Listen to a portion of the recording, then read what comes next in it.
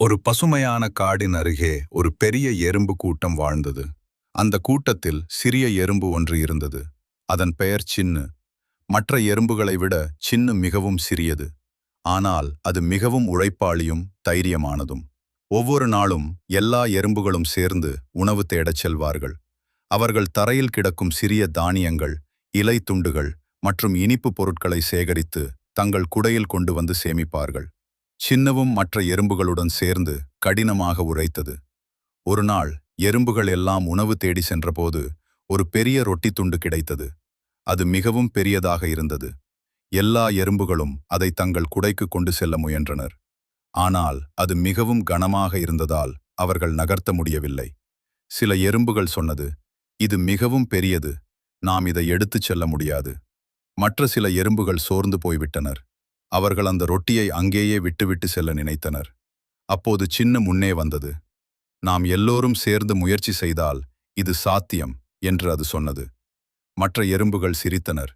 "நீ மிகவும் சின்னது, நீ என்ன உதவி செய்ய முடியும்?" என்று கேட்டனர்.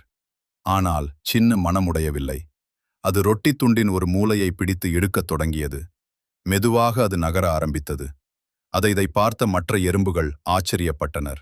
ஒரு எறும்பு சொன்னது, "நாம் எல்லோரும் சேர்ந்து முயற்சி செய்வோம்." அவர்கள் அனைவரும் ரொட்டியை சுற்றி நின்று ஒன்றாக இழுத்தனர்.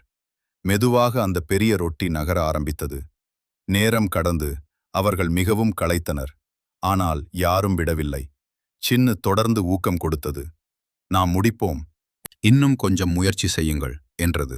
இறுதியில் அவர்கள் அந்த பெரிய ரொட்டியை தங்கள் குடைக்கு கொண்டு சென்றனர். எல்லா எறும்புகளும் மிகவும் மகிழ்ச்சி அடைந்தனர். அவர்களுடைய குளிர்கால உணவுக்காக அது பெரிய உதவியாக இருந்தது.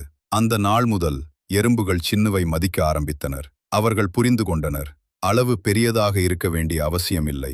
மன உறுதியும் முயற்சியும் இருந்தால் எந்த வேலையும் சாத்தியமாகும். சின்னு அந்த நாளில் ஒரு பெரிய பாடத்தை எல்லோருக்கும் கற்றுக் கொடுத்தது.